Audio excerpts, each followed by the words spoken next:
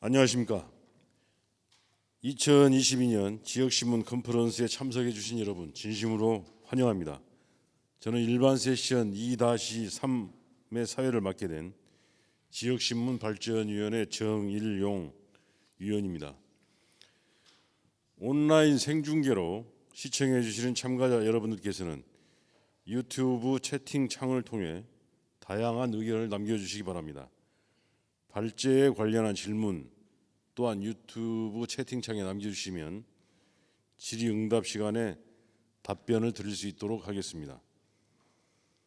오늘 일반 세션 2-3은 지역의 옛 이야기를 찾아서라는 주제로 고성신문의 황수경님, 부산일보의 이우영님, 설악신문의 엄경선님이 차례로 발제를 진행해 주시겠습니다.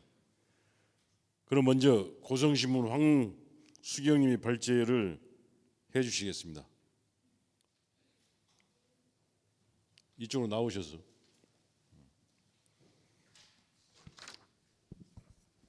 여기에서 오시는 거예요.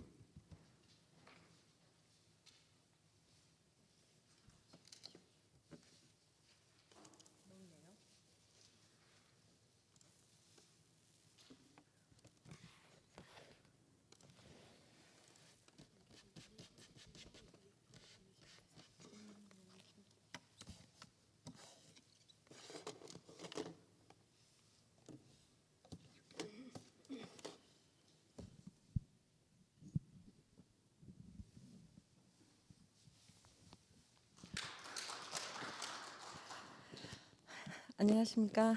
첫 번째 발표를 하게 된 고성신문 황수경입니다.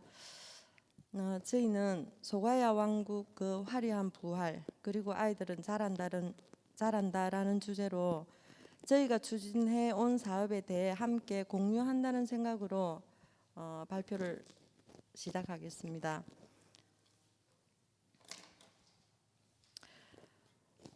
순서는 참고해 주시기 바랍니다.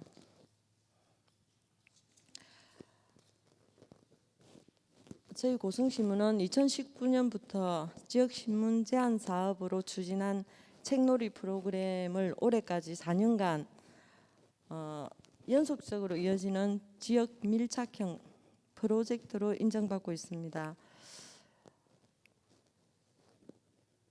소가야 왕국 그 화려한 부활이라는 주제에서도 알 수 있듯이 저희 고성은 소가야 왕의 죄송합니다. 저희 고성은 소가야 왕국의 도읍지로서 2000년 역사라는 찬란한 문화 유적과 역사를 가지고 있는 작은 군단이 있는 시골에 있는 군단위 지역입니다. 소가야 왕의 무덤인 송악동 고분군은 유네스코 세계유산 등재를 앞두고 있습니다. 고성 곳곳에 소가야 문화유적이 많이 산재해 있고 이 중에서도 소가야 왕의 무덤인 송악동 고분군은 지난 7월에 저희가 등재 예정이었으나 러시아 우크라이나 전쟁으로 인해 잠깐 잠정 연기된 상태입니다. 잠시만요. 제가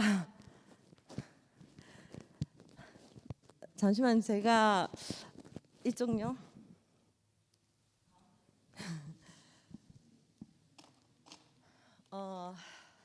조금만 좀 양해 말씀드리겠습니다. 저희가 어제 마감을 하고 새벽에 마치고 사실은 잠도 못 자고 올라가지고 연습도 한번 못 해본 상태에서 말씀드리려 하니 약간 조금 말이 좀 잘 안 되는 어떤 그런 부분이 있습니다. 이해해 주시기 바랍니다. 죄송해요.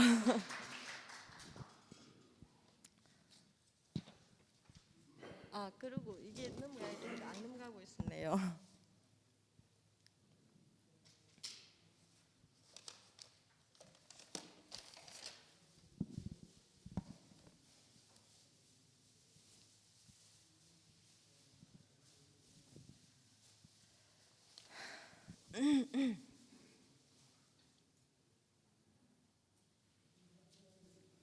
여기서부터 다시 하도록 하겠습니다.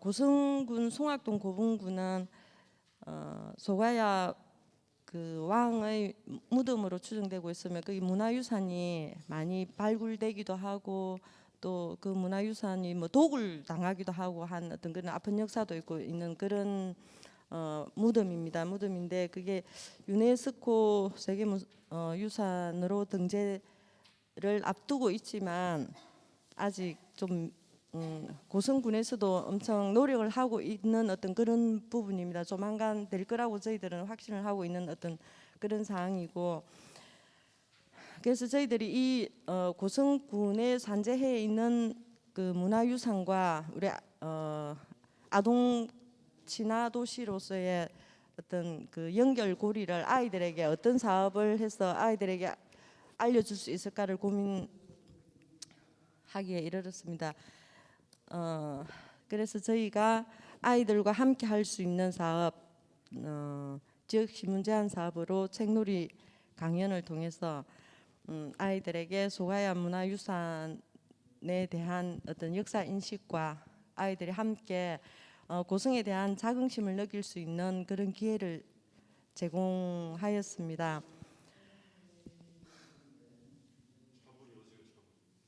조금 긴장되고 제가 무슨 말을 하는지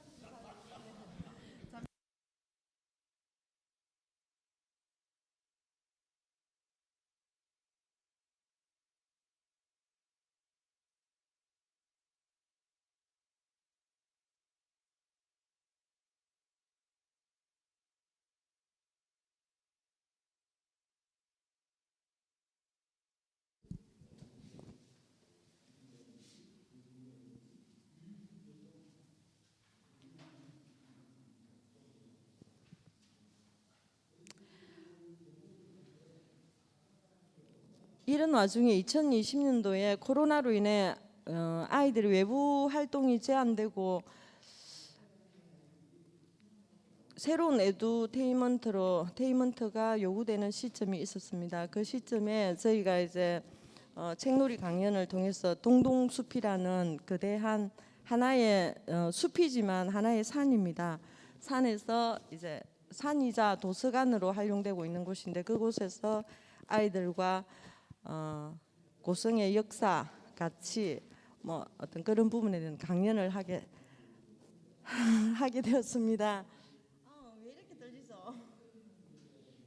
그냥 읽으세요. 그냥 읽을까요?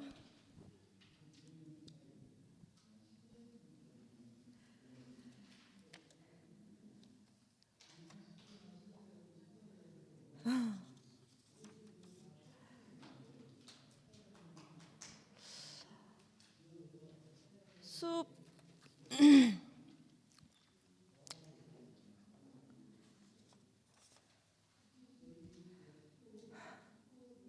동동숲이라는 거대한 산 전체가 도서관인 이 동동숲에서 아이들에게 동요를 힙합으로 만드는 가수를 초대하고 애니메이션 감독을 초대하고 연극 배우, 동요 작곡가, 동화 작가 등 다양한 분야에서 강의를 할 수 있는 분들을 초청해서 체험 중심의 강의를 유도하게 되었습니다. 이 아이들은 2020년 코로나가 급속히 확산되면서 사업 추진에 잠깐 위기가 왔지만 이런 그 코로나 확산 방지 대책에 저희들이 더욱 철저히 해서 4년간 프로그램을 무사히 마치게 되었습니다.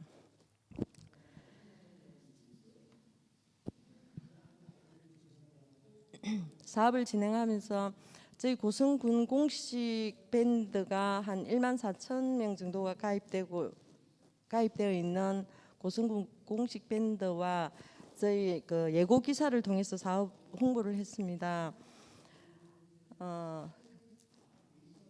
홍보를 하면서 그곳 동동숲은 한 달에 그 한 번 행사 일정이나 강의 내용을 저희 신문에 광고를 게재해서 홍보를 하고 저희들은 광고 수익을 얻는 그 윈윈할 수 있는 그 협력 체계를 이루게 되었습니다. 이게 좀 크게 보이네. 저렇게 저희 신문을 통해서 보도도 하고 광고도 게재하고 그렇게 하면서 그 일정도 이야기하고 보도 행사 이후에 보도도 하고 그 강사님들에게 또 보도가 나간 거를 보내드리기도 하고 그래서 고성신문에서 적극적으로 참여를 유도하고 있다는 걸 인식시키는 어떤 그런 계기를 마련했습니다. 그리고 여기서 이 홍보를 보고 아이들은 지역에 있는 아이들은 홍보를 일정이나 아이를 보고 또 참여를 하고 문의도 해오기도 하고 어떤 그런 입장이었고 그다음에 이제 한 아이는 뭐 잠깐 여기서 에피소드를 곁들이고 싶은 게 한 아이는 이 일정이나 그 행사 일정을 보고 태풍이 부는 날에도 뭐 작가님이 혹시 기다리고 안 오면 서운해할까봐 태풍이 불어도 뭐 인력은 간다가 아니라 태풍은 불어도 뭐 강의는 간다 하는 형식의 한 아이는 적극적으로 참여를 해서 그 아이에게 어떤 그 아이가 즐거운 에피소드를 유발하고 우리도 함께 또 동동숲에 대한 애착을 더 가지게 되는 그런 계기를 마련해 준 아이도 있습니다. 이 아이가 1학년 때 초등학교 1학년 때 참여해서 지금 현재 4학년이 될 때까지 지금 참여를 하고 있고 그리고 이 성장하는 어떤 그런 부분이 강사들에게도 보이지만 그 주변의 선생님들한테도 성장하는 그게 보여서 너무 감동을 받는 그런 아이가 있기도 합니다. 아이들이 기다리는 동동숲 강연이 되고 전국 그 아동문학가들에게도 뭐 좋은 동동숲의 모습 면모를 이어가고 있습니다. 죄송합니다. 이거는 좀 아닌 것 같아요. 왜 이렇게 들리지? 동치동화나무의 숲은 대한민국 아동문학의 요람이자 전국 아동문학가들이 현재 창작 활동을 하고 있는 살아있는 아동문학의 그 산지입니다. 아동문학인들 중에 동동숲을 모르는 사람이 없고 아동문학인이라면 누구나 동동숲으로 오고 싶어 하고 있습니다. 여기서 동동숲은 산 전체 숲이라기보다는 그냥 산인데 통째로 다 쓸 수가 있습니다. 한 2만 평 되는 곳인데 아동문학의 최고 근위 있는 시상식인 열린 아동문학상이 동동숲에서 매년 열리고 있습니다. 여기서 수상을 하면 동동숲에 작가 나무와 작가 이름을 새긴 표지석이 세워지고 있습니다. 숲에서 지금 현재 대한민국 아동문학가 250명의 그 작가 나무가 심어져 있습니다.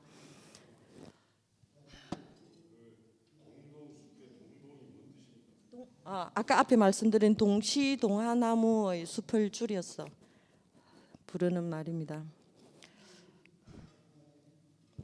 그리고 뭐 다 지면에 다 담지는 못했는데 이 모습은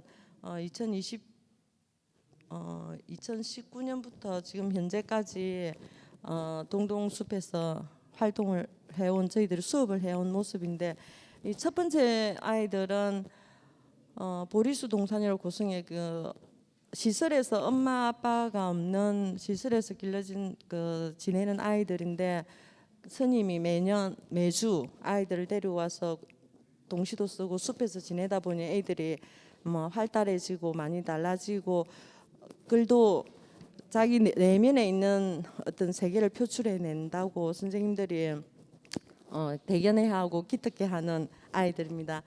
그리고 그 바로 밑에 있는 할머니들은 그 문해 학교 학생들의 할머니 공부 친구들인데 이분들도 이제 한글을 깨우쳐서 동시동화 숲에 오셔서 저희들과 함께 동시도 쓰고 동화도 읽고 아이들과 함께 동심으로 돌아가서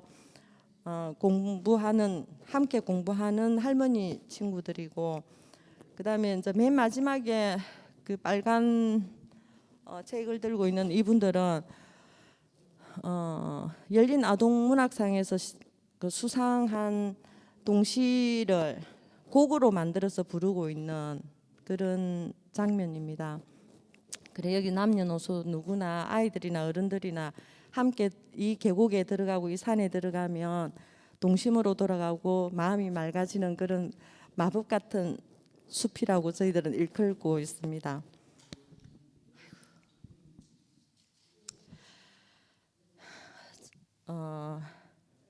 테마는 다르게 잡았지만 저희가 큰 틀에서 보면 고성이라는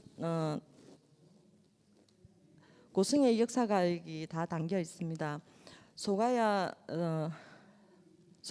처음에는 소가야의 흔적을 찾고 그 다음에는 시대가 다룬 소가야와 조선을 이었습니다. 그리고 여기에는 소가야의 역사뿐만 아니라 농경 문화, 경제, 문화,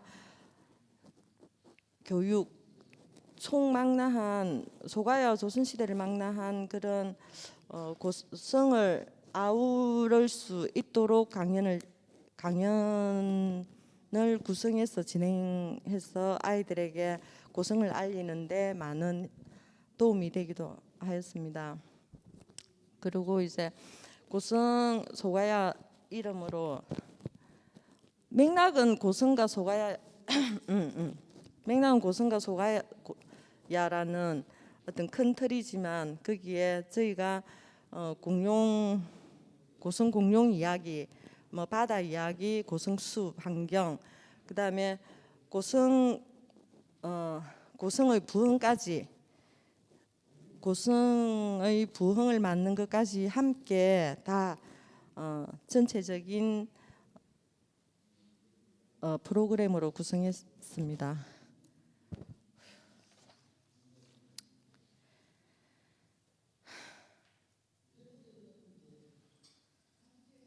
저희들이 가장 큰 성과라고 생각하는 어떤 부분은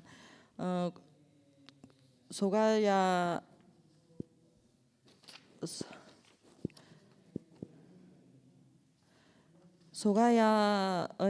어떤 역사와 함께 살아 숨쉬는 현재의 고성을 국민들에게 알리고 특히 언론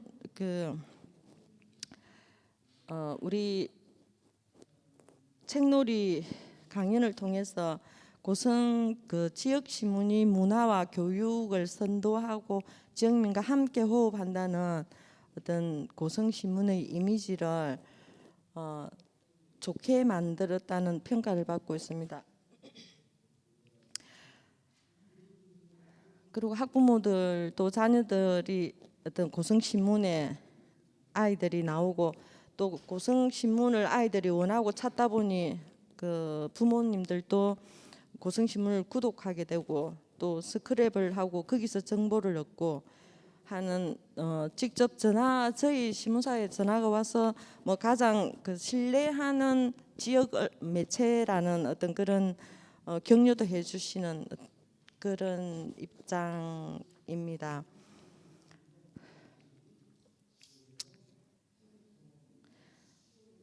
계속 저희 성공 요인이 자꾸 나오게 되는데 우리가 가장 성공 요인으로 생각하는 부분을 간단하게 말씀드리겠습니다.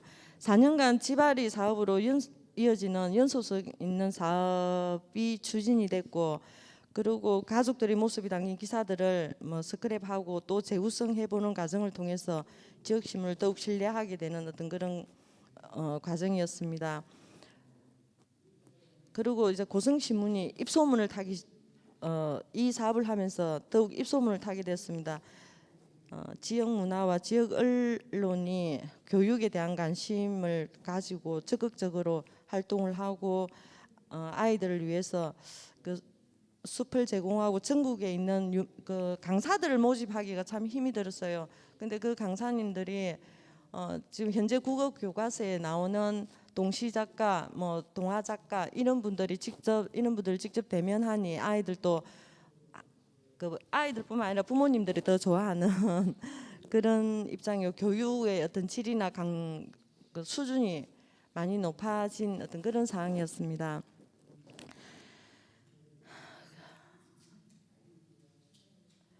그리고 최근 또 숲이라는 어떤 환경 그 어떤 닫힌 공간보다 열린 공간에서 그 야외 활동이라는 게 많이 있는 공간보다는 치유할 수 있는 그런 공간에서 수업하고 뛰어놀 수 있는 그런 장소가 제공되는 게 지금 현재 어떤 선호하는 그런 입장인 것 같습니다. 코로나19라는 특수 상황이 있다 보니 그래서 그 한 2만 평 되는 숲 전체에 도서관과 계곡 뭐 물 애들이 함께 뛰어놀 수 있는 그런 공간이 잘 유지가 돼 있어서 천혜의 어떤 그런 자연 조건을 갖추고 있는 데서 저희가 강연을 하게 되어서 더 좋은 어떤 시너지 효과를 얻은 것 같습니다.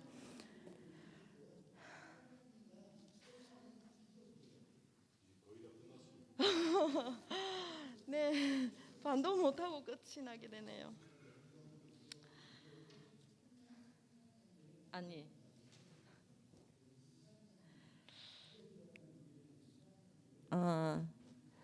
올해 유네스코가 지정하는 고성군이 올해 유네스코가 지정하는 아동 친화 도시가 됐고 작년에 아동 문학 친화 도시로 선포가 되었습니다.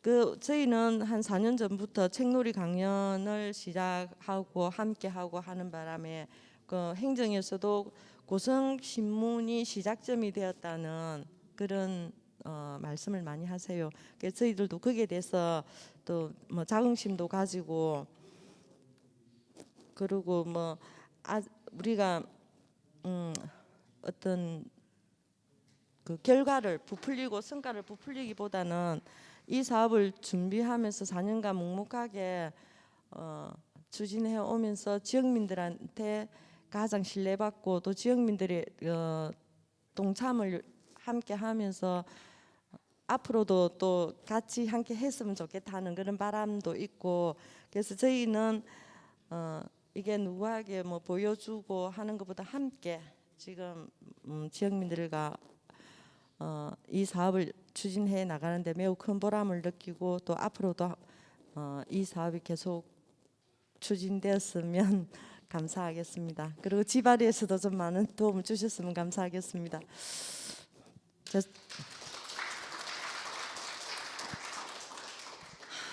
죄송합니다. 제가 이 마이크만 잡으면 울렁증이 있어서 오늘 발표회를 좀 많이 망친 것 같아서 너무 죄송합니다. 감사합니다.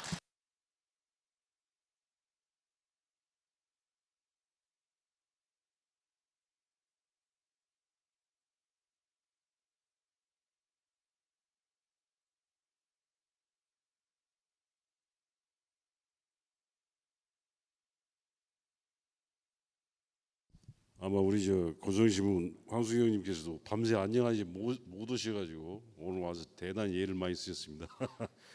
다시 한번 박수로 한번 좀 크게 쳐주십시오. 이걸 자꾸 제가 광고를 하는데요. 이 컨퍼런스를 시청 중이신 참가자 여러분들께서 유튜브 채팅을 통해 발제에 관련한 질문을 포함한 다양한 의견을 남겨주시면은 질의응답 시간에 답변을 들을 수 있도록 하겠습니다. 그럼 다음으로는 부산일보의 이우영님이 발제를 해주시겠습니다. 한 22분 정도 이렇게 좀 해주십시오.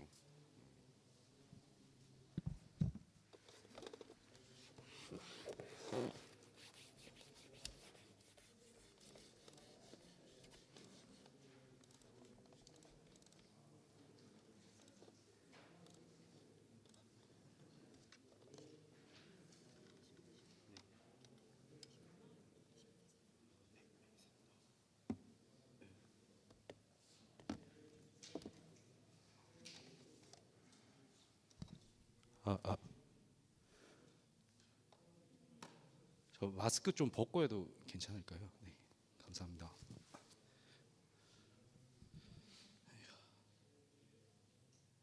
네, 안녕하세요. 저 부산일보 디지털 미디어부 이우영 기자라고 합니다.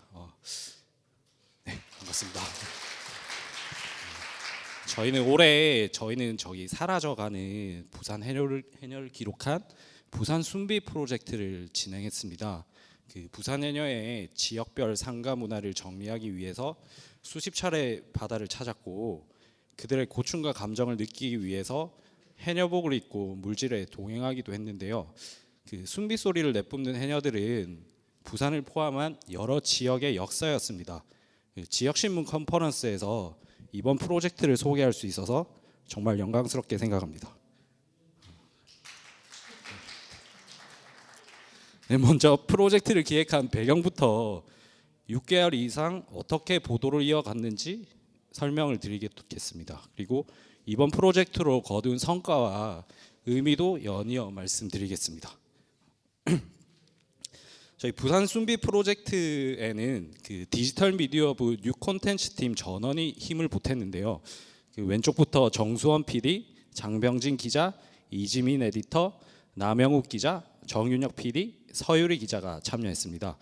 기자, PD, 에디터 모두가 기사와 영상, 인터랙티브 페이지 제작까지 협업한 사례라고 보시면 되는데요. 부산 순비 프로젝트는 예상치 못한 질문에서 시작이 됐습니다. 그 부산을 찾은 친구나 지인들과 이제 바다 이야기를 좀 나누다 보면은 그 부산에도 해녀가 있냐 이런 질문을 꽤 많이 받았는데요. 당연히 제주도에만 해녀가 있을 줄 알았다는 반응이었습니다. 어린 시절부터 저 같은 경우는 해녀촌을 뭐 엄청 많이 찾았는데 당연한 존재인 부산 해녀가 그 뭐 서울이나 수도권에서는 낯설었다는 뜻인데요. 그래서 관심을 갖고 조사를 해봤는데 그 부산은 해녀 역사의 특별한 도시였습니다. 여기 보시면은 그 1887년 그 출양 물질을 떠난 제주 해녀가 처음 정착한 곳이 부산 영도라는 기록이 있었는데요. 이른바 육지 해녀의 기착지가 부산이었던 걸 알게 됐습니다. 여기 지도를 보시면은 그 돛배를 타고 이동한 경로와 나중에 한 번에 배를 타고 이동한 경로까지 나와 있는데 이런 사료가 있었고요. 그래서 역사적 의미가 이렇게 큰 부산 해녀인데 막상 또 알아보니까 소멸에 가까워지고 있는 중이었습니다. 그 화면에 보이는 기사는 저희가 취재를 해서 보도한 내용인데요. 그 한때 수천 명에 이르던 해녀가 700명대로 줄었고 4명 중 3명이 70대 이상이고 2030 세대는 단 한 명도 없는 게 현실이었습니다. 더욱이 부산을 포함한 육지 해녀는 제주보다 관심과 지원이 상대적으로 적었습니다. 그 유네스코 인류무형문화유산에 등재된 해녀 문화를 보면 보시다시피 그 제주도에 국한된 게 현실인데요. 결국 역사적으로 중요한 부산 해녀가 존재조차 잘 알려져 있지 않고 관심과 지원이 적은 데다 소멸에 가까워지는 중이라는 결론이 나왔습니다. 그래서 더 늦기 전에 그들의 삶과 문화를 기록하기로 했습니다. 올해 1월부터 취재를 시작한 저희는 3월부터 지명 기사로 프로젝트 시작을 알렸는데요. 그 부산 해녀의 현황과 역사를 일면 기사를 통해서 가감하게 먼저 알렸습니다.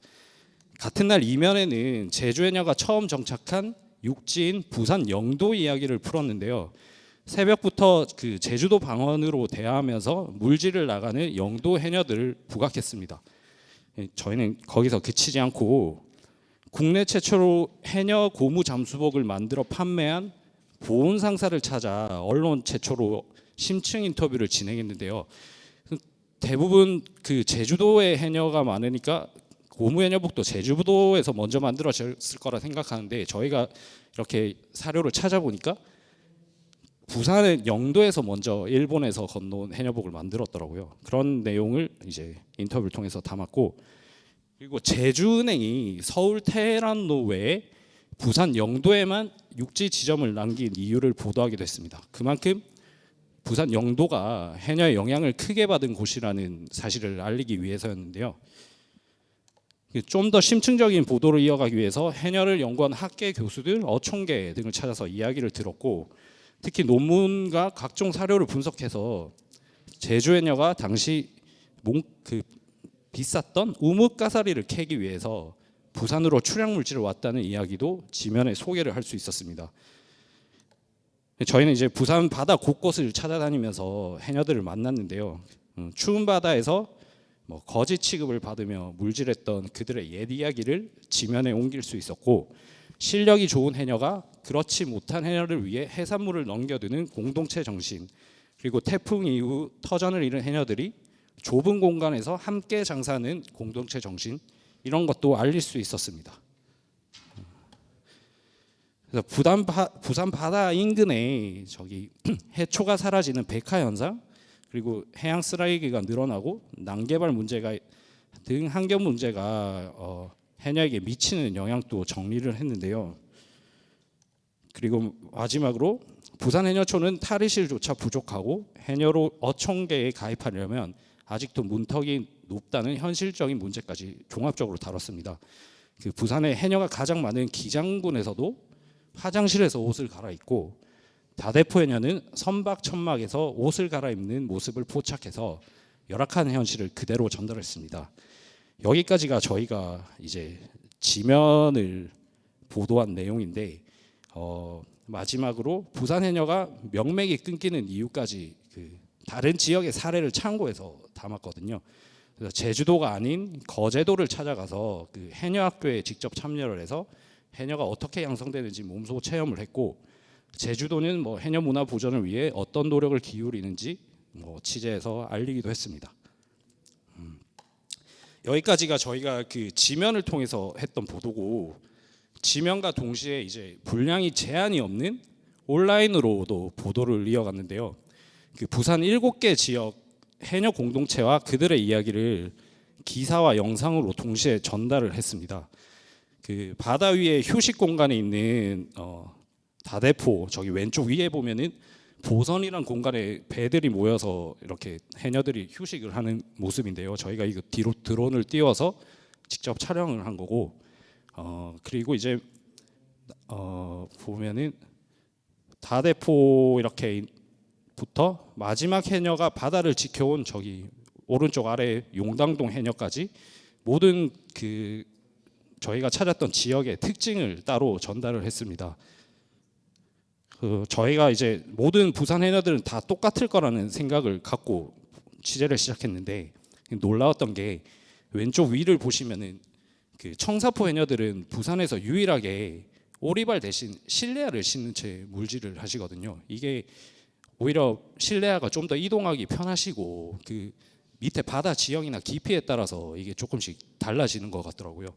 그리고 남천동 해녀들은 예전에 강한대교 밑 교각에서 멍게가 가득했다면서 강한대교 밑을 오갔던 이야기, 그런 것도 해주셨고, 그런 모습도 기사와 영상으로 다 담았고요. 그리고 왼쪽 아래를 보면은 다마스를 타고 이제 곳곳을 이동하는 해녀분들도 있는데, 이거는 송도예요. 부산 송도 해녀들이 이렇게 이동을 하실 때 차를 타고 이동을 하시는 문화가 있었고, 그리고 오른쪽 밑에는 가장 대표적인 기장군인데 여전히 배를 타고 물질을 떠나는 그런 특징도 다 저희가 전달을 했습니다. 그리고 이제 해녀들 인터뷰를 통해서 해녀 공동체의 옛 이야기와 그들의 인생도 엿볼 수 있었는데요. 여기 보시면 해녀 회장 그리고 최고령자, 막내 그렇게 마주 앉아서 편하게 대하는 취재 방식을 취했습니다. 그렇게 다양한 내용을 기록하려고 노력을 했고, 여기서 이제 우리가 예전에 어떻게 살았고 어떤 취급을 받았고 물질에서 우리 자식 다 키웠고 온갖 이야기가 다 나오거든요. 그런 거를 한번 종합적으로 정리할 수 있는 중요한 인터뷰였다고 생각을 하고요. 그리고 모든 저희 온라인 기사에는 필수적으로 영상을 붙여서 보도를 했습니다. 이게 이제 그냥 기사만 온라인에 올리고 사진만 보면은 직접적으로 전달하는 게 효과도 좀 떨어질 거라고 생각했고, 그래서 이제 부산닷컴 홈페이지뿐 아니라 포털, 유튜브 등에 이제 영상을 올려서 독자 접근성을 높였는데요. 해녀들 생생한 모습을 영상으로 담으려고 그 기자, PD 4명이 바다에 직접 뛰어들었습니다. 저기 왼쪽에 보시면은 저기 찍고 있는 게 다 저희 모습이고요. 그리고 어선을 타고 바다에 함께 나가거나 얕은 바다는 저희가 발벗고 바다에 들어가기도 했습니다. 사실 저희는 그 이번 프로젝트 시작하면서 해녀들 고충과 감정을 이해하기 위해서 직접 해남이 돼보기로 이제 결심을 했었는데요. 그러한 과정을 기사와 영상으로도 제작을 했습니다. 국내 최초로 아까 말씀드렸던 그 해녀 고무줄 잠수복을 만든 보온 시테크에서 해녀복부터 마쳤고, 영도 막내 해녀분과 그 여기 보온 시테크 대표님에게 수영장과 바다에서 물질 훈련을 저희가 부탁을 해서 받았고요. 그리고 왼쪽이 사진처럼 거제 해녀학교를 찾아가서 그 훈련을 받기도 했는데요. 그러니까 거제 해녀학교 같은 경우는 원래 몇 년간 아무에게도 촬영을 허락을 안 해주셨는데, 저희가 이제 했던 부산 순비 보도를 보고 그 뭐 치질랑 이런 게 너무 좋다고 하셔가지고 허락을 해준 그런 케이스입니다. 그렇게 했었고, 결국에는 이렇게 오른쪽 아래처럼 뭐 기장해녀들과 물질도 떠나고 이런 모습을 할 수 있었는데요. 그래서 보시면은 저희 그 제일 위쪽 사진 보면은 그 드라마 파친코에서 그 선자 역을 맡은 그 윤여정 배우가 그 발을 담그고 울던 영도 감지해변이거든요. 그래서 저희가 물질 훈련을 위해서 여기 바다로 걸어가는 모습이 제일 위의 사진이고요. 그리고 두 번째 사진은 뭐 물질을 앞두고 여기 같은 지금 현장에도 있는 PD의 모습이고, 맨 아래 사진은 그 물질하는 제 모습인데 그 두 번째 사진에 있던 PD가 좀 촬영해준 사진입니다. 그렇게 이제 저희가 40여 개의 기사를 만들었고 30여 개의 영상을 생산을 했는데요. 이게 파편적으로 보일 수 있는 콘텐츠들을 그 보기 좋게 하나로 좀 묶어야겠다는 생각이 들었습니다. 이게 역사적 기록으로 남길 수도 있다는 생각이 들었기 때문에, 그래서 저희 에디터가 직접 이 일러스트 지도를 그린 거거든요.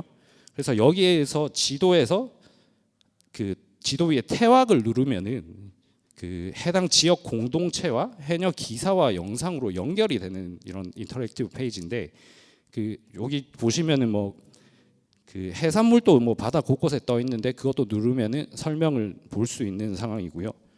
그리고 그 인터랙티브 페이지에는 그 영도 앞바다에 그 가상 해녀 박물관을 만들기도 했습니다. 그 다시 돌아가 보면은 왼쪽 밑에 영도 앞바다에 저희가 그냥 박물관을 띄워놨는데, 여기 해녀 박물관에는 이제 부산 해녀 역사관과 해녀 사진관을 이렇게 만들었어요. 특히 이제 해녀 사진관에는 그 올해 저희가 취재하면서 촬영한 사진뿐 아니라 그 부산일보 수장고에 보관된 옛 사진들도 함께 전시를 해버렸는데요. 이게 기자들이 촬영 연도도 모를 옛날 사진까지 그 수장고에서 찾아가지고 이렇게 전시를 한 결과물입니다. 그리고 인터랙티브 페이지 지역별 기사는 오른쪽 형식으로 새롭게 단장을 했는데요. 포털에 올라오는 기존 기사와 달리 영상과 사진을 조금 더 보기 좋게 배치하려고 노력을 했습니다. 그리고 이제 30여 개의 영상 콘텐츠를 만들 정도로 저희가 촬영한 분량도 진짜 어마어마했는데요. 저희가 한 뭐 바다 지역을 갈 때 최소 몇 차례씩 갔기 때문에 그런 엄청난 분량을 그대로 냅두기는 아까워서 그 파편적인 내용을 하나로 좀 더 모아서 효율적으로 전달하기 위해 다큐멘터리 제작도 지금 하고 있는 중인데, 그 후반 작업 중인 다큐멘터리에는 저기 김재훈 피아니스트의 스임 앨범에 담긴 음악들을 담기로 했습니다. 그 강원도 동해바다에서 이렇게 작업한 앨범인데, 그 육지해녀를 다루는 저희 콘텐츠 취지에 공감을 한다면서 사용 허락을 해주셨고, 그 지난주에 그 서울 국립극장에서 공연을 하신 좀 실력 있는 피아니스트시거든요. 그래서 그렇게 음악 사용도 허락을 받았고, 처음에 그 해녀들을 취재하는 과정은 진짜 순탄치 않았습니다. 저희가 뭐 따로 이렇게 줄 수 있는 것도 없고, 오히려 그 돈을 버시는 시간을 저희가 뺏어야 됐기 때문에 그래서 그리고 이제 반복되는 일회성 촬영에 지친 해녀분들이 이제 대부분 취재를 거부를 했거든요. 그래서 수차례 취재를 하는 도중에도 그만하겠다는 뜻을 뭐 전달하기도 했고요. 그래도 저희는 이제 계속해서 해녀촌 찾아가가지고 뭐 따로 촬영비는 드릴 수가 없어가지고 그래서 뭐 바카스랑 뭐 빵 정도 이렇게 뇌물 삼아서 뭐 친근하게 다가가기를 좀 반복을 해가지고 그렇게 라포를 형성을 좀 했습니다. 부산 순비 프로젝트는 다양한 반응이 나왔는데 이게 부산 안팎뿐 아니라 국제적인 뭐 관심도 받는 성과를 거뒀는데요. 그 보도 도중인 올해 5월에 그 민주언론 시민연합 이달의 좋은 보도상을 받았습니다. 그 지역 특화 콘텐츠로 지역 언론 장점을 잘 살렸다는 그런 평가가 저희에게 너무 기분이 좋았던 평가였고, 그리고 가장 받기 어려운 사내 기자상도 받았습니다. 그래서 그 지역 문화에 애정을 갖고 바닷속에 들어가 그들의 이야기를 기록한 기자들의 노고가 컸다는 평가 그렇게 받았고요. 그래서 저희가 이제 뭐 무엇보다 자랑스러운 거는 그 영도에 유일하게 부산에 있는 해녀문화 전시관이 있는데 거기랑 이제 영도구청 이쪽에 저희가 만든 부산 순비 영상이 이제 계속 전시가 되고 있거든요. 그 부산 해녀가 시작된 그 영도라는 곳에 저희 콘텐츠가 사료로 남는 성과를 거둔 셈입니다. 그리고 올해 9월 말에 그 부산 제주도민의 사료관에도 부산 순비 콘텐츠가 전시됐거든요. 여기가 이제 22만 회원을 보유한 부산 도민인데 그동안 영도 해녀에 이렇게 관심을 가져준 뭐 언론사가 없었다면서 저희 기념비에 저희도 포함을 시키겠다고 연락을 주시기도 했습니다. 그래서 어쨌든 지금 사료관에 가면 이거 저희 콘텐츠를 보실 수 있고요. 그리고 그 저희 부산 해녀 보도가 계속되면서 그 부산에서 한일 해녀 포럼이 6년 만에 다시 열리기도 했습니다. 그 한국과 일본 학계와 그 뭐 일본과 한국 지자체가 참여한 포럼에 그 저희도 촬영한 사진을 전시할 수 있는 기회도 얻었거든요. 이렇게 소중하게 다시 열린 뭐 교류 행사에 뭐 저희도 이렇게 참여를 할 수 있게 됐고, 그리고 이제 부산의 문화유산인 해녀가 이제 새로운 문화 작품을 낳기도 했는데요. 그 이번 주말에 막을 내리는 부산 비엔날레에서 저희 라이스 브루잉 시스터스 클럽이라고 작가분들이 있는데 그 해녀 손 모양을 활용해서 작품을 전시하기도 했습니다. 이분들이 그 저희가 연결해준 기장 영도 해녀 분들을 촬영을 해가지고 그 작품에 활용한 결과물이 저기 오른쪽 사진에 있는데요. 그 해초 그림도 있고 아래쪽에는 저기 해녀들 손 모양도 보실 수 있거든요. 그리고 그 부산 해녀들과 그 부산 순비 취재진은 저기 일본 언론 주목도 좀 받았습니다. 그 규슈 지역 신문인 그 서일본 신문이 부산 해녀의 현황과 취재진이 기록한 내용 등을 지면을 통해 소개를 했는데요. 또 일본 지상파 TBS에서 그 부산 순비 영상을 또 활용을 하기도 했어요. 이게 올해 10월에 방영이 됐는데 그 BTS도 출연한 장수 정보 프로그램인데 왕의 브런치라고 오사마노 브런치라는 프로그램이 있거든요. 거기에 이제 부산 편을 특별히 이번에 제작을 했는데 여기 보시면은 저희가 촬영한 영상들이 자료화면으로 이렇게 활용이 되기도 했습니다. 직접 TBS 쪽에서 연락을 주셔가지고 저희가 이렇게 제공을 했고요. 그리고 이제 주 프랑스 한국 대사관에서 공고 외교 사업을 진행을 했는데 이것도 같이 저희가 협업을 했거든요. 그 부산을 찾은 그 프랑스 유명 유튜버들과 저희가 함께 이제 영도 바다에 들어가는 콘텐츠를 만드는 건데 이게 제일 오른쪽에 보시면은 제일 위쪽은 그 프랑스 대사관 유튜브 영상이고 두 번째는 프랑스 유튜버들 영상이고 밑에는 저희가 만든 영상이거든요. 하나의 콘텐츠로 저희 세 개의 영상이 만들어졌고 이게 프랑스랑 한국 국민들에게 알려지는 계기가 됐습니다. 처음에 저희 보도 반응은 처음부터 뭐 호의적이지는 않았어요. 저기 보면은 저희의 미래에도 남아야 할 이유가 있냐, 이런 식이면 인력거도 남아야 된다, 그리고 뭐 바가지 해녀 포차 폐쇄해라, 이렇게 저희는 진짜 좋은 마음에 시작했는데 이런 악플들이 달릴 때마다 정말 이걸 계속해야 되나 이런 생각까지 좀 들긴 했거든요. 근데 저기 다대포에 자주 가면서 해녀가 있는 줄 몰랐다. 우리 지역에 있는데도 해녀가 있는 줄 몰랐다는 분들이 반응이 나오기 시작했고, 그리고 예전에 해녀였던 우리 할머니가 그립다 이렇게 말씀해 주시는 반응도 있었고요. 그리고 뭐 파리 해녀랑 부산 해남 이야기는 좀 색다르게 이제 해녀 콘텐츠에 다가간다는 평가도 있었고, 사람 냄새 나는 기사 너무 좋다. 그리고 어릴 때 추억이 생각나는 뭐 기사다. 그리고 지금 요즘 시대에 제일 기분 좋았던 거는 이게 기자지 이게 PD지 이런 당연한 말을 저희가 이번 보도를 통해서 들을 수 있었던 게 정말 보람찼던 것 같습니다. 그래서 저희 부산 순비 프로젝트의 의미를 보면은 이게 부산 안팎의 지역과 지역을 아우르는 보도라고 생각을 하거든요. 그 부산 해녀는 제주뿐만 아니라 전국 곳곳으로 이동한 육지 해녀의 역사라는 점을 저희가 이번 프로젝트로 부각을 했고, 부산 내에서도 지역별 해녀 공동체가 모두 다른 특징이 있었다는 거, 이런 거를 저희가 알릴 수 있어서 너무 좋았고요. 그리고 지역에서 지역으로 확산 가능한 보도 주제와 형식이라는 게 저희가 뭐 자랑하고 싶은 내용인데, 이게 육지 해녀는 부산에만 있는 게 아니잖아요. 그 전국 해안가 곳곳에 저희 강원도, 뭐 경남, 울산, 그리고 전라도, 충청도 다 해녀들이 계시는데, 그들의 뭐 역사와 상관 문화를 알려져 있지 않은데 뭐 심층 보도가 많아지면 뭐 저희 육지 해녀들도 뭐 관심과 지원이 더 많아지지 않을까 그런 생각도 해봤고요.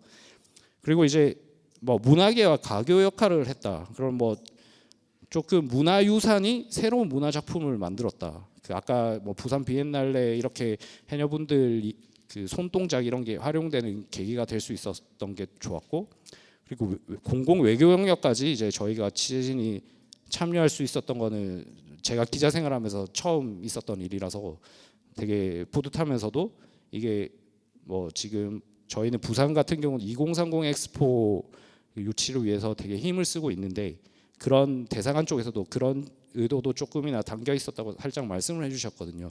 그래서 그런 거에 저희가 조금이나 보탬이 될 수 있어서 너무 좋았던 것 같습니다.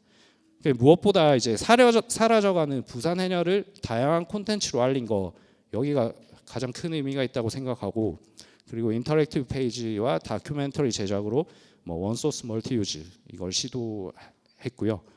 그리고 저희가 가장 좋았던 건 기장군에서 해녀 체험학교가 5년 만에 다시 열릴 예정이었거든요. 그때 태풍을 앞두고 취소가 됐는데, 그래서 이렇게 해녀 문화 보존에 대한 관심이 커지고 있고 움직임이 시작되는데 저희 프로젝트가 그 발판을 마련했다고 자평하고 있습니다. 네.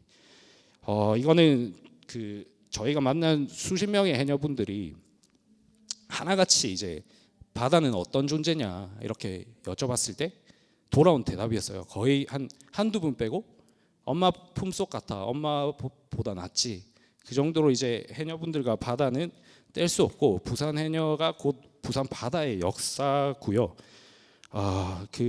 저희 이거 하나 들고 왔는데, 이게 용당 지역에 가면은 마지막 해녀분이 계세요. 그 이순자 해녀분이라고 계시는데, 그분은 이제 몸이 안 좋으셔서 이제 물질을 더 이상 하지 못하는데, 그 바다가 좋아서 계속 그 천막 아래서 바다에 매일같이 나오시거든요.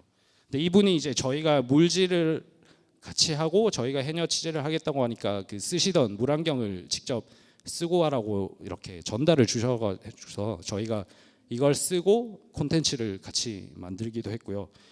그리고 부산 순비 프로젝트는 저희는 아직 뭐 끝나지 않았다고 생각을 하는데, 이번 주에도 그 해녀 기사를 잘 봤다는 뭐 지리학자분 연락도 받았고, 가장 좋았던 건 이제 영도 한 중학교에서도 그 저희 콘텐츠를 수업 자료로 쓰고 싶다 이런 전화를 받았거든요. 그래서 앞으로도 부산 해녀에 대한 관심은 뭐 놓지 않을 생각입니다. 그래서 뭐 저희도 계속 노력을 하고 모두가 관심을 가지는 계기가 되길 바랍니다. 발표 들어주셔서 감사합니다.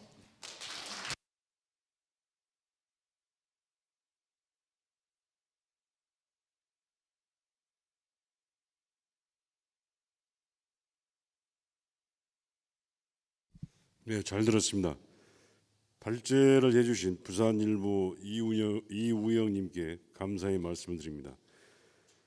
본 컨퍼런스를 시청 중이신 참가자 여러분들께서는 유튜브 채팅을 통해서 발제에 관련한 질문을 포함한 다양한 의견을 남겨주시면은 질의응답 시간에 답변을 드릴 수 있도록 하겠습니다. 다음으로는 설악신문의 엄경선님이 발제를 해주시겠습니다.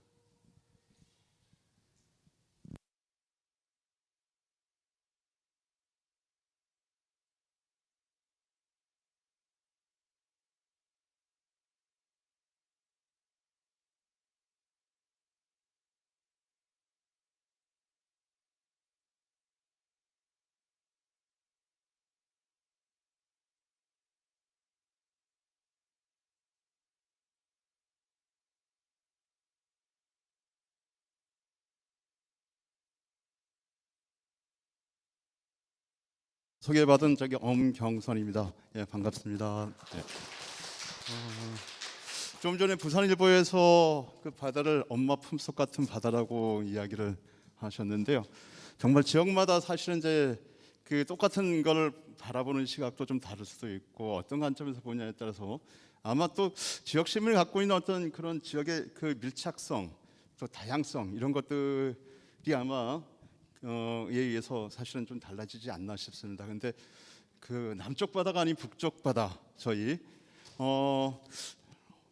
어제 그저께도 사실은 북한의 탄도 미사일이 속초 앞 57km 해상에 떨어졌다는 뉴스를 보도되는 바람에 속초 관련 뭐 인터넷 뉴스는 온통 그 뉴스로 도배가 됐습니다. 그래서 1953년 그 휴전협정 끝나고 나서 그 정전협정이죠. 정확하게 우리가 지금 살고 있는 이 지점이 현재 지점이 사실 정전협정 체제가 아니냐. 우리가 일상 속에서 그걸 뭐 맨날 되새기면서 살 수 있는 것은 아니지만은 이런 어떤 남북한의 긴장이 고조될 때마다 새삼스럽게 느끼는 것들은 결국 우리 현재를 규정하고 있는 이 남북 이 정전협제 체제 이 문제가 상당히 좀 중요하고 우리의 근본을 이루고 있는 문제라고 좀 그렇게 새삼스럽게 인식할 수 있을 것 같습니다. 그래서 부산의 바다가 엄마 품속의 바다라면은 저는 동해의 바다는 평화의 바다가 되어야 된다 이런 어떤 생각을 갖고 그 평화의 바다에 대한 소망을 안고 오늘 좀 이 발표를 좀 할까 생각을 하고 있습니다. 그 납북 귀환 어부 기획보도로 과거사 해결 공감 여론 형성 이런 제목으로 좀 다뤘는데요. 그 정전 협정 이후에 사실은 남북한의 그 대치된 상황 속에서 가장 분단론과 대치로 인한 어떤 피해자를 얘기를 하자면은 어부들입니다. 실제 납북 피해를 입었던 어부 사람들은 한 3,800여 명이 있는데 그 중에 한 100여 명만 빼고는 3,700명 이상이 사실은 동서해안에서 납치됐다가 귀환하거나 돌아오지 않은 어부들입니다. 근데 이제 북에 우리는 납치라고 하면은 이 범죄 피해를 입은 사람이죠. 그 단어 속에서. 근데 그들이 돌아와 가지고 어떤 그 대우를 받았는지, 우리 정부가 그들을 어떻게 했는지는 사실 세상에 많이 알려져 있지는 않았습니다. 저는 뭐 지역에서 어렸을 때 뭐 옆집에 그 납북됐다 오신 분들, 그 두 번 납북됐다 온 분도 있고, 그 다음에 또 다른 분이 또 오셔서는 또 한 번 납북된 분도 우리 옆집에 살고 그러니까 형사가 와가지고 그 사람의 동체를 우리 집에서 묻고 그 두 번 납북된 분들이 어떻게 고통을 받았는지 온 가족이 했는지 어머님한테 듣고 이제 그걸 머릿속에 두었었는데요. 90년대에는 그 이근환이한테 고문을 좀 받았던 분 지역에 납북어부 출신도 인터뷰도 좀 하고 2000년대 이후부터 이제 그거에 대해서 이제 본격적으로 좀 관심을 갖게 됐습니다. 그래서 설악신문 본 기자가 아니라 외부 프리랜서 기자로서 지역신문 발전 기금의 원고료를 좀 받아가면서 좀 계속 그렇게 해왔습니다. 그래서 오늘은 이제 집중적으로 작년부터 했던 것들을 좀 얘기를 좀 해볼까 하는데요. 납북 귀환 어부라는 것은 정전 협정 이후에 이제 북에 납치됐다가 돌아온 피해자들이 우리 정부에서 고의적으로 북으로 넘어갔다고 이제 가서 북의 지령을 받고 내려왔다고 해서 불법 구금과 구타, 고문 등을 통해서 방공법, 국가보안법을 위반한 용공분자로 내몰고 처벌하고 사찰과 감시, 연자제 등으로 본인과 가족의 인권을 유린한 사건을 말한다고 할 수 있습니다. 그래서 한 3,700명인데 한 500명 가까이가 안 들어오고 돌아온 분 중에서는 한 1,300명 정도가 사실은 방공법 수사법으로 뭐 용공분자, 아주 쉬운 말로 하면은 간첩으로 내몰려서 우리 정부로부터 탄압을 받고 평생을 그 굴레에서 헤어나지 못했던 것입니다. 근데 그 중에 사실은 강원도민이 1,300명 이게 판결 재판에 해부된 사람 중에서 절반 정도가 강원도 주민이고요. 다시 이분들 중에서도 또 이 70년대, 80년대 2차 간첩으로 몰린 분들이 수십 명의 피해자입니다. 그래서 이게 지역마다 좀 다양한 어떤 과거사의 아픔이 있겠지만 속초 고성은 이런 분단과 냉전이라는 이 아픔이 상당히 좀 큰 거고 아직 이것이 완전히 해결이 되지 않은 상황이라면은 과거사의 문제, 과거로만 문제로 돌릴 수 없는 일이다 그런 생각을 좀 갖고 있습니다. 그래서 이제 그 설악신문 신문 기자로서 2007년부터 사실은 이 문제에 대해서 좀 저는 관심을 갖고 제가 이제 본업이 이제 홈페이지를 만드는 외부에 다른 일들이 있는데 지역에 뭐 그 시민단체 회원도 좀 하고 하면서 이 설악신문에 기사를 쓰는 걸로 사실은 계기가 돼가지고 이 문제에 대해서 계속 매달리게 됐습니다. 만약에 지역 신문에 이런 지면들이 없었다면은 어떻게 보면 제가 이 문제를 가지고 계속 지속적으로 관심을 갖고 이끌어오지는 못했을 거라고 좀 봅니다. 근데 이제 2010년에 종료한 제1기 진실하위원회는 일부 간첩 사건 피해자에 대해서만 진실 규명을 했습니다. 그래서 대부분의 아까 말한 1,300여 명의 피해자에다가 그렇지 않고 어느 날 갑자기 보안대나 이런 데서 끌려가가지고 당하거나 연자제를 피하거나 이런 어떤 수탁이 알려지지 않은 피해자까지 치면은 이런 납북 기한어부와 가족들은 그 피해자 수가 한 10,000명 이상이라고 저희는 좀 생각을 하는데 그 부분에 대해서 제대로 사실은 짚어내지를 못했던 거죠. 그래서 2기 진실하위원회가 재작년 12월 달 사실은 이제 진실 규명을 받으면서 가장 큰 인권 그 유린, 인권 탄압 사건으로서도 사실 이것을 주목했던 것은 틀림없습니다. 2기 진실하위원회 이후에 저희가 설악신문이 이제 후원을 해서 강원민주재단에서 순회 인권 토론을 하면서 속초에서 이 납북어부 문제에 관련해서 토론을 했습니다. 그래서 저는 그때 설악신문 전문 기자로서 주제 발표에 참여를 했고요.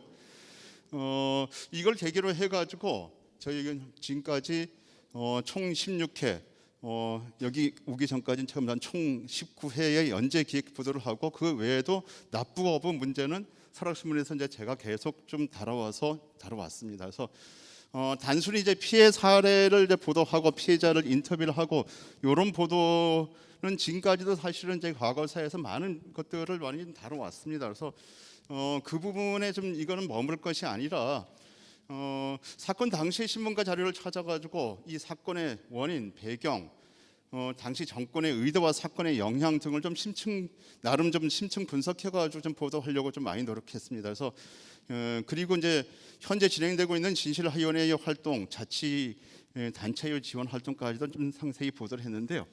언론에 대한 이야기가 나왔으니까 그렇지 그 당시 제가 만난 사람 중에서는 동해안 간첩단 사건이라 해가지고 15년형을 선고받은 분들이 한 2분 있고 그분들하고 같이 그 기소된 분 중에서는 1심에서 무죄, 2심에서 무죄를 받은 사람이 있습니다. 근데 1심에서 무죄를 받으면 뭐 합니까? 그분은 당시 대한뉴스나 모든 신문에 사람 이름, 나이, 사는 주소까지 다 밝혀가지고 얼굴까지 다 나와가지고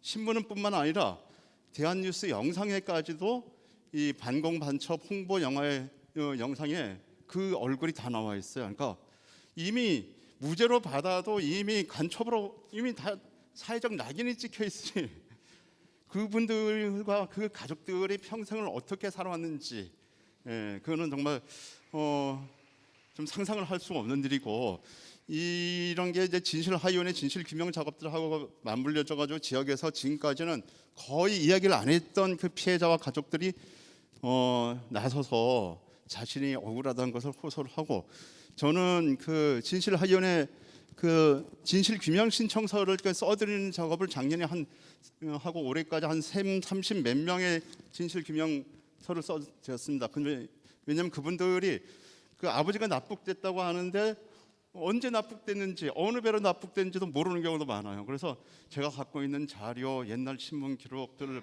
그리고 다른 사람들의 인터뷰를 하면은 그 같은 선원에 누구누구가 있다고 확인이 돼서 그런 식으로 이렇게 찾고 해가지고 하면서 그분들의 사연을 인터뷰를 해서 진실규명 신청서도 담고, 또 필요하다면은 그 국가기록원에다가 그 정보공개 청구를 해가지고, 그거는 이제 그분들이 당사자만이 가능하죠. 그래서 그 판결문이나 이런 것들을 좀 보고, 또 그 수사 기록까지도 검찰에 요청을 해가지고 사건의 진실을 좀 파헤치려고 저도 좀 많이 좀 그렇게 노력했습니다. 그래서 그 진실 규명 신청을 같이 써드리고 그분들이 거드는 작업들이 아니었다면은 신문 보도가 상당히 좀 어려웠던 부분이고, 예, 그런 거요.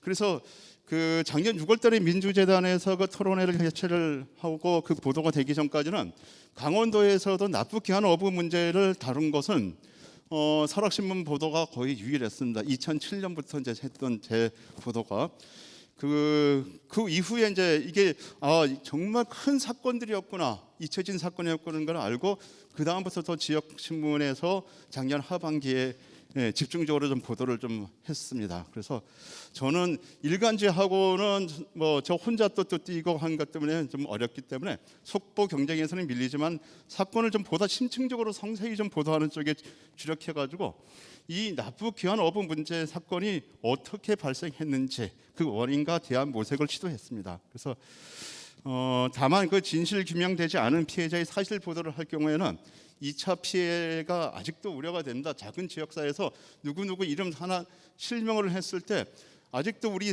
인식 속에서는 야, 북에다가서 돌아와가지고 그런 피해를 입었다고 하지만은 야, 그중에 실제 간첩 활동을 한 사람도 있지 않니?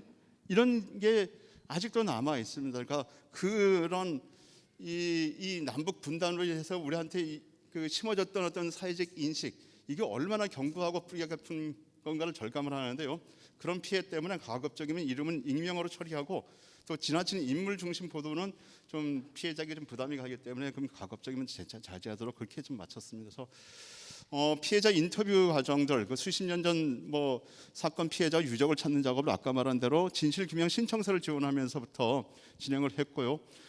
단순히 납북 사실만 알고 있는 분들은 좀 거두를 드리고, 또 그 작년 12월 10일 날 속초에는 그래서 이 납북 귀환 어부 관련해 가지고 이 진실 규명을 요구하는 피해자 가족과 시민들이 합쳐서 처음으로 이 민간 단체를 출범시켰습니다. 그래서 거기에 제가 이제 그 실무 준비 간사 일을 하고 또 운영위원을 하면서 그 모임 활동과 같이 연계를 해서 설악신문 보도를 계속 이끌어 나왔고요. 그래서 속초, 고성, 주문진, 뭐 동해, 울진, 영덕, 뭐 거제까지 그런 피해자들을 연결이 될 수 있었습니다. 그래서 이 판결문이라든지 이런 것들을 자료 수집을 할 수 있었고요. 그다음에 이제 지역의 옛날 신문 기사, 역사 자료들을 확인했습니다. 그리고 이제 진실하위원회하고 이 기타 위원회 보고서들을 많이 좀 참고를 했고요. 지역 단체들도 자료도 확인했고, 또 지역의 그 강원 민주재단, 속초시, 고성군 행정, 또 강원도 이쪽과도 긴밀하게 연결되고 있고, 지역 신문과 방송사 같은 경우는 제가 지역에서 오히려 그 모임을 활동하니까 뭐 재심 재판이 열린다든지 이런 것들을 알면은 문자로 오히려 좀 이런 일들이 있다는 걸 좀 알려드리고 그렇게 좀 하고 있습니다. 진실하위원회도 좀 긴밀하게 연결되고 있고요. 그래서 실제 보도된 것들을 좀 보면은 제일 먼저 나온 게 이제 16살 어린 소년에게 방공법, 국가보안법 적용이 처벌이 타당한가, 이제 그런 제목으로 작년 7월 5일 날 보도를 했습니다. 그래서 납북된 사람 중에서 어부들 중에서 가장 나이가 어린 사람이 16살이 아니라 15살 때 납북됐다 돌아온 나이가 15살 때 방공법 처벌을 받은 사람이 있습니다. 방공법 탈출죄, 그리고 북한에서 북한을 찬양했다는 찬양 고무죄, 그다음에 북한에서부터 물품을 받아왔다는 금품 수수죄, 그다음에 국가보안법상 자격정지, 수산업법 위반 이런 조항을 15소년에게 15소년이면은 중학교 학생 나이입니다. 먹고 살기 힘들어가지고 사실 학비가 만약에 못 내면은 그때 당시는 학교 선생님이 뭐 오징어 잡이 좀 잠깐 나갔다 학비 좀 벌어와라 해가지고 학교 결석하고 오징어 배를 타는 걸 눈 감아주던 시절이었습니다. 집안이 먹고 살고 힘들면은 그 나이에 배를 탔던 그 15소년이 북에 끌려갔다 와가지고 세뇌를 받아가지고 간첩으로 지령을 받고 왔다고 처벌했던 게 바로 우리나라였던 거고요.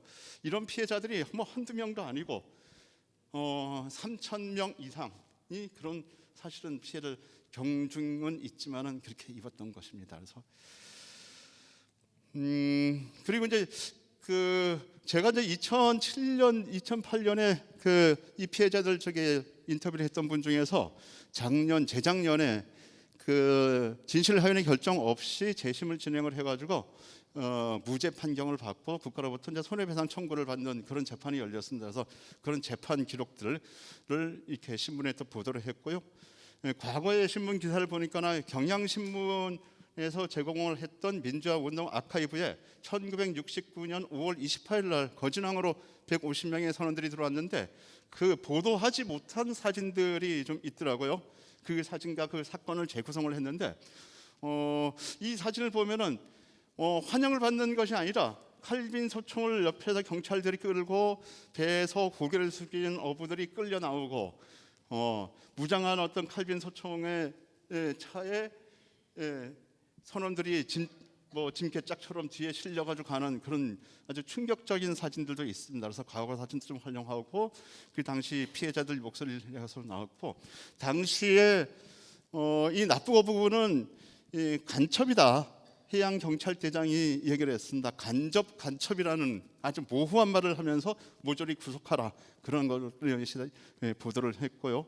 그 다음에 검찰 쪽에서는 2번 납북된 사람은 사형을 구형하라고 아예 공식적으로 발표를 했습니다. 근데 사형을 구형을 하지는 않았지만은 2번 납북됐다가 큰 피해를 입은 분이 있습니다. 그래서 제가 우리 부모님한테 옛날 들었던 우리 옆집에 2번 납북된 분을 2007년부터 찾았는데 그동안 못 찾다가 어떻게 연결돼 가지고 작년에 찾아서 그분이 지금 이제 진실규명 신청서도 넣고 재심 신청도 해서 강릉 지원해서 지난번에 재심이 일단 열렸습니다. 근데 그 30년, 50년, 60년 전에 기억을 다시 살리는 게 그분한테는 너무나 큰 고통입니다. 그래서 몸에 많이 아파요. 많이 우시고.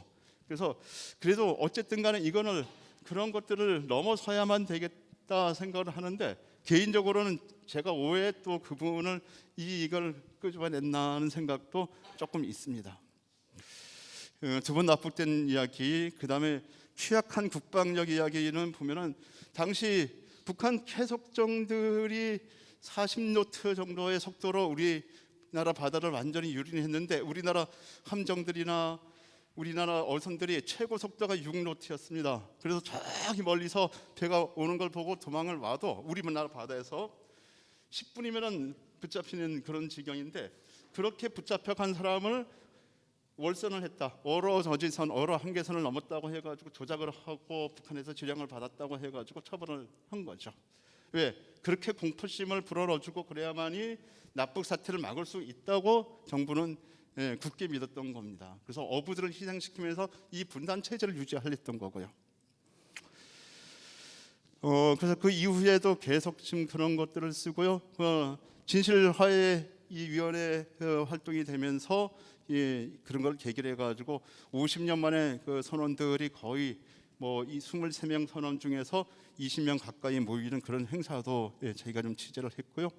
그다음에 진실화해위원회와 강원도가 같이 또 협력하기로 했던 어떤 그런 이야기라든지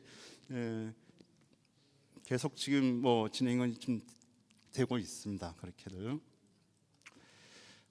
지역 주민의 보도는 근데 어쨌든 간에 지역에서 저희는 2007년부터 계속 꾸준히 하다 보니까 제가 이제 그 지역 공감대의 형성이라는 문제를 얘기를 했는데 저희는 또 저희대로 사실은 중앙 일관주 같은 어떤 파급력들은 없지만 지역에서는 다들 공감할 수 있는 어떤 이 문제를 계속 좀 다뤄왔기 때문에 이런 그 상당히 어떤 뭐 주민들이 많이 좀 인정을 해줄 수 있었던 분위기가 있었고, 사실 그 서해안 쪽은 다들 개별화된 어떤 피해자들은 많으세요. 근데 동해안 쪽처럼 오히려 단체 결성이 안 되어 있고, 그다음에 진실하연의 신청 건수도 상당히 좀 동해안이 활발히 이루어지고 있습니다. 그래서 그리고 제가 또 나서가지고 강원도 의원을 만나가지고 강원도 조례를 또 만드는데 좀 해달라고 하고, 시 속초시나 고성군 조례도 만들고 좀 그런 역할들을 하다 보니까 진실하연의 진실 결정도 올 2월달에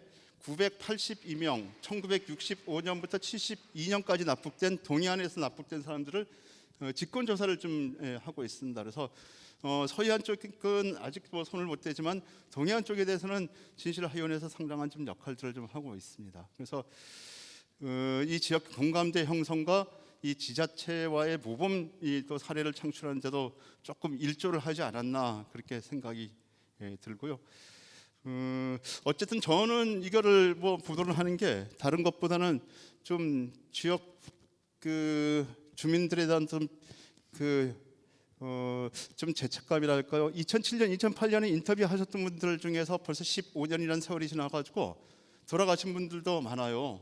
근데 제가 그때 당시 보도를 했던 게 어떤 도움이 되었는지 스스로 좀 돌아보면서 어쨌든 최선을 다해서 앞으로도 이게 15년을 지금 보도를 해왔는데 앞으로 또 몇 년이 더 가야 이 문제가 완전히 해결될 수 있을지는 모르겠습니다만은 열심히 이제 밖에서 그런 활동도 하고 설악신문을 통해서도 그 관련 보도를 계속 이어나갈 생각입니다. 네, 고맙습니다.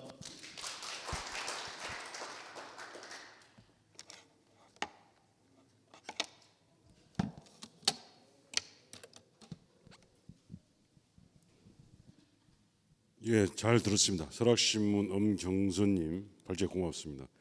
그러면은 그 발제를 해주신 그 세 분 이리 좀 앉아주십시오.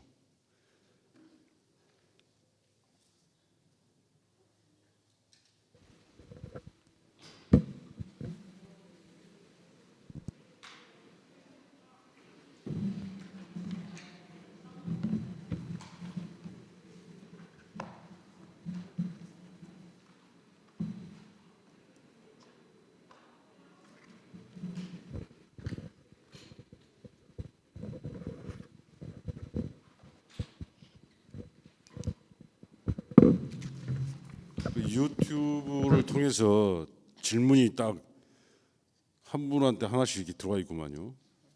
우선 고성신문 우리 황수경님한테는 몇 년 전 가야 유적이 방치돼 있다는 기사를 본 적이 있는데 현재는 어떤지 궁금합니다.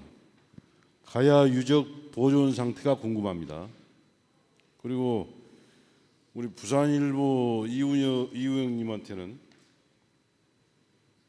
해녀 체험과 같이 일반인들이 다가가기 쉬운 프로그램을 많이 진행하면 관심이 늘지 않을까 싶은데 이러한 프로그램 진행은 어려운가요? 일반인들과 더 가까이 다가가는 게 중요하다고 생각합니다. 그리고 설악신문 엄경선님한테는 납북 귀환 어부들의 현재 상황은 어떤지 알고 싶습니다. 취직이 어렵다든지 또는 정신적인 피해 같은 것은 없는지 이것을 좀 알고 싶습니다. 이렇게 질문을 해오셨습니다. 자, 우리 황수경님부터 한번 답을 좀 해주십시오.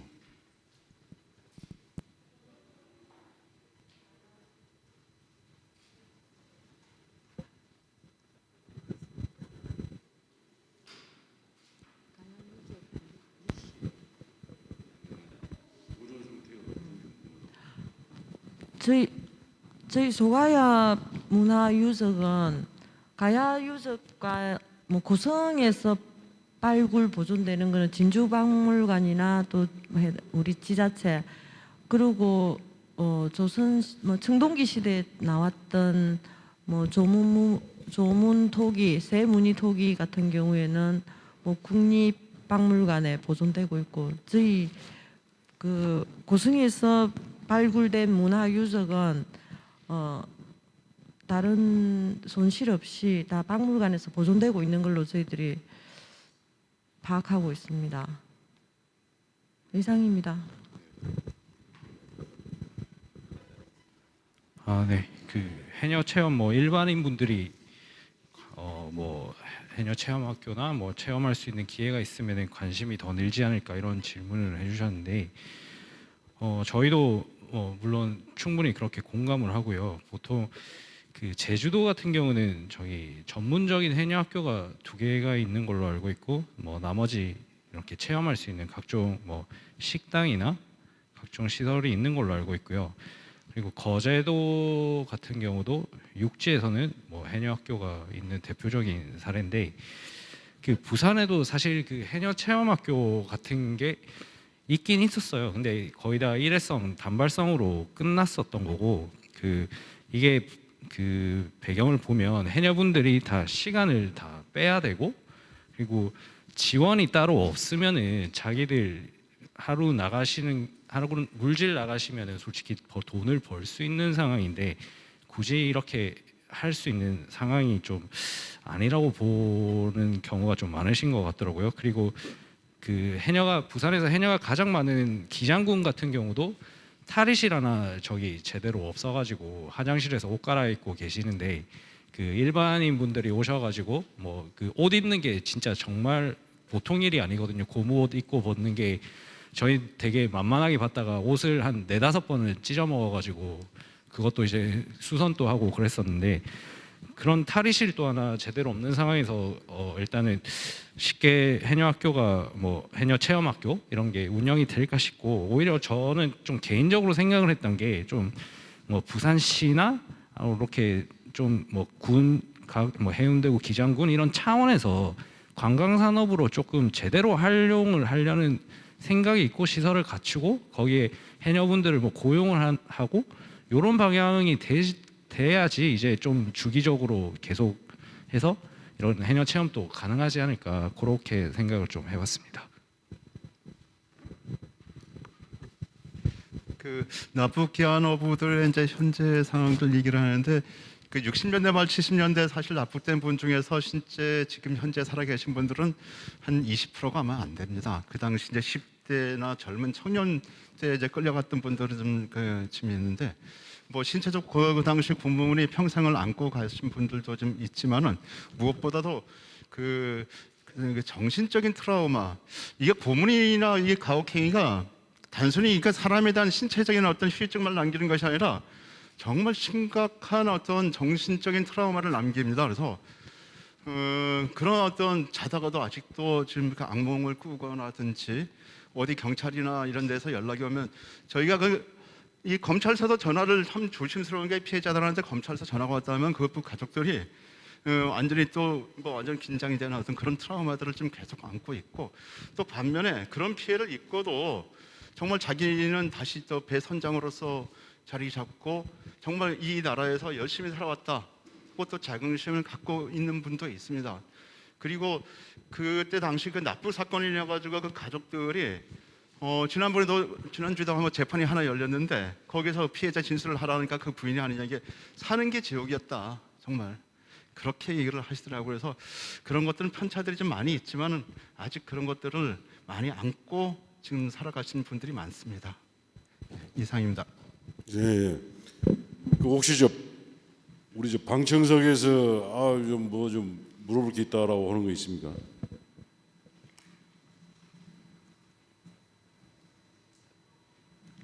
그럼 제가 좀 물어볼까요? 나 우리 이우희 형님한테 아까 내가 들으면서 약간 궁금한 게 생각이 들었는데 우리 취재한 기자들이라든가 PD 이런 사람들이 이제 해남이라고 그랬잖아요. 근데 해녀는 있지만 왜 해남은 왜 없습니까? 그것은 이것은 수입이 너무 적어서 남자가 할 일이 아니다 이래서 안 하는가요? 아니면 다른 이유가 있어서 그런가요? 간단하게 그냥 아시는 대로 대답을.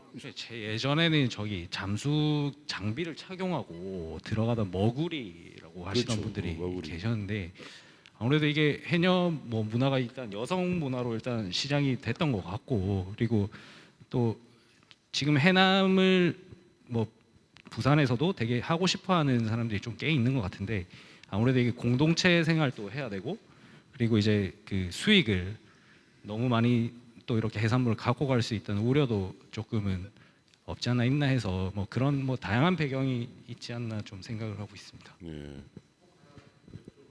예. 저희요.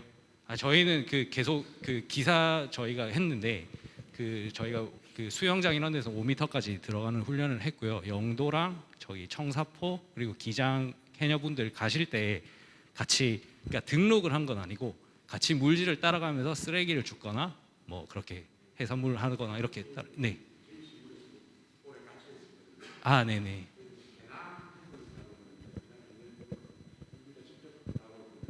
네네. 네. 그저 마이크 좀 간단하게 좀 예, 시간이 좀 네. 많이 됐구만요. 1700년대에 김해, 거제에는 해남에 대한 기록이 있습니다. 그 이전에 해녀에 대한 기록도 있고요. 아무래도 이게 보작인들이 힘들지 않습니까? 보작을 세금을 내고 하면 힘들어지면서 해남이 없어지고 해녀들이 있었고요. 그러니까 출양 해녀 1800년대 제주도 출양 해녀 이전에 경남 지역, 전라도 지역, 그다음에 뭐 경북 지역에는 해남 해녀들이 분명히 존재한 역사적 기록이 있거든요. 그런 부분 저희 대표님이 아마 말씀하신 것 같고, 저희는 이번 지지에서 고 전국적인 동해에서부터 남해까지 해녀들을 한번 이렇게 어떤 역사가 있는지 한번 훑어본 그런 사례가 있었습니다. 네. 참고해 주시면 좋을 것 같습니다. 네. 저희도 또 미처 말씀 못 드렸는데 청사포 같은 경우 부산에서도 해녀가 자생적으로 우리는 생겨났다 이렇게 주장을 하시거든요. 근데 뭐 물론 다양한 이야기도 있고 그렇긴 하고 그런 것도 저희가 뭐 말씀을 미리 드렸어야 되는데, 그래도 일단 그 가장 많은 해녀가 제주도에서 부산으로 넘어왔던 게 그 시기라는 그 1800년 후반부터라서 그렇게 좀 말씀을 드렸던 거 이해해 주시면 감사하겠습니다. 예. 그리고 제가 엄경선님한테 한 가지 좀 여쭤보고 싶은 것이, 그 몇십 년이 지나서 재심을 해서 무죄가 됐단 말이죠. 그러면은 그것은 보나마나 그 당시에 그 판사, 검사들 이것이 다 조작이 된 것이고 고문에 의해서 이렇게 된 것이다 다 알면서도 자기들이 그렇게 막 그 죄를 형벌을 갖다가 주고 이렇게 했던 거 아닙니까? 그러니까 수십 년 지나서도 뭐 아이고 무죄입니다 이렇게 이제 나오는 건데, 그 피해자 가족들이라든가 이런 사람들 중에서 그런 것에 대해서 어떤 판사라든가 검사 이런데 그 구상권을 내가 행사를 해야겠다 이런 생각을 가진 사람이 없나요? 그 판결을 잘못 내린 거 아닙니까? 판결을 수사를 조작을 하기 위해서 우리 세금을 쓰고 나중에 또 무슨 보상금, 배상금 주면서 또 우리 세금을 써서 이렇게 주는데 그런 것이 어디 있어요 대체? 거기에 대해서는 지기들도 잘못한 거에 대해서는 책임을 지고 어느 정도 일정 부분을 갖다가 자기들이 부담한다든가 내놔야 할 거 아닙니까? 그렇게 생각하는 사람도 있습니다. 제가 답변을 할 성질인가요? 구상권에 대한 것들은 이제 일부 사실은 그런 반인권적인 어떤 행위를 통해 가지고 포상을 받은 사람들에 대해서 그 상을 박탈하고 뭐 그거에 대해서 책임을 물어야 된다는 거는 있지만은 아직 뭐 법적으로는 뭐 그런 부분들까지는 좀 거론되지는 못한 것 같고요. 근데 이제 개별적으로 사실은 뭐 경찰관들이 진급을 위해 가지고 사실은 간첩을 뭐 만들어내고 했던 사건들이 지역에 좀 많이 있습니다. 근데 전반적으로 보면은 그 납북 귀환 어부 사건은 개별적인 어떤 것보다는 국가의 의도되고 계획적인 어떤 국가 폭력으로 이루어진 일들이기 때문에 개별적으로 책임을 물기보다는 국가가 사실 나서가지고 이 문제 해결을 해야 되는데, 2016년에 사실 우리나라가 지금 북한 인권법을 제정을 했어요. 그게 사문화되든 어떤 실행이 되든 북한의 인권에 그렇게 관심이 많은 사람이 남북 냉전 체계에서 그렇게 국민들을 억울하게 간첩으로 내몰고 인생을 다 망가뜨린 거에 대해서 왜 국가는 지금까지도 계속 제대로 좀 못하고, 이거 한 건에 대해서 진실을 하는 진실 결정을 받으면은 다시 재심 신청해서 재심에서 무죄를 받고 그 국가 피해 보상 신청하고, 이 과정이 너무너무 힘들어요. 그래서 이걸 어떻게 하면은 다시 특별법이나 이런 것들 통해 가지고 할지 그 11월 11일 날 국회에서 세미나를 하는데 저도 일단 주제 발표로 좀 같이 참여하기로 했습니다. 그래서 그런 것들이 후속 작업으로 좀 계속적으로 좀 이루어져야 될 그런 상황입니다. 예, 시간이 좀 지났지만 제가 꼭 한 가지만 한번 같이 한번 고민해 보자는 뜻에서 말씀을 드리는데요. 저는 그 국가폭력이란 말에 대해서 대단히 조심스럽게 써야 한다고 생각합니다. 왜냐하면은 국가폭력이라 해놓으면은 대한민국이 이렇게 폭력을 저질렀다 이런 이야기인데, 대한민국이 지향하는 가치라고 해서 헌법에 다 나와 있거든요. 헌법에 어디에 자기 나라 국민을 갖다 간첩으로 조작을 해서 막 고문을 하고 심지어 죽이기까지 하고 그렇게 하라는 건 하나도 없습니다. 광주 민주화 운동도 어떤 사람은 국가폭력이라는데 저는 절대 국가폭력이라는 말 안 씁니다. 그것은 전두환 일당의 폭력이라고 이야기를 해야 맞죠. 왜 또 그렇게 하냐면 아까도 말씀드렸지만은 그래야지 그자들한테 어떤 그 책임을 갖다 명확하게 묻기도 하고, 광주 민주화 운동 또 보상하고 배상하고 그런데 또 세금 들어갑니다. 나는 왜 그 전두환 일당에 거기서 돈을 뺏어 가지고 조금 더 줘야지 왜 꼭 세금만 주냐 이 말이요. 꼭 국가폭력이라 해놓으니까 그런 식으로 대한민국 세금 갖다 주고 막 그런 것이 아닌가 이런 생각이 들기도 해요. 어쨌든 꼭 보상 배상 그뿐만 아니라 국가폭력이라 했을 때는 약간 말이 좀 이상해요. 대한민국이 절대 그렇게 막 폭력을 행사하라고 하지 않습니다. 대한민국의 그 권력을 참칭을 해가지고 막 그 사람 괴롭히고 죽이고 심지어는 죽이기까지 하죠. 그러고서 나중에 심지어 판사가 죄송합니다 이렇게 이야기하는 나라가 대체 어디 있는가 난 모르겠어요. 하여간 이 정도로 오늘 하고 시간 넘겨서까지 이렇게 앉아서 이렇게 진지하게 이렇게 이야기를 할 기회가 생겨서 참 저도 고맙게 생각합니다. 예, 다음에 또 만나십시다. 예.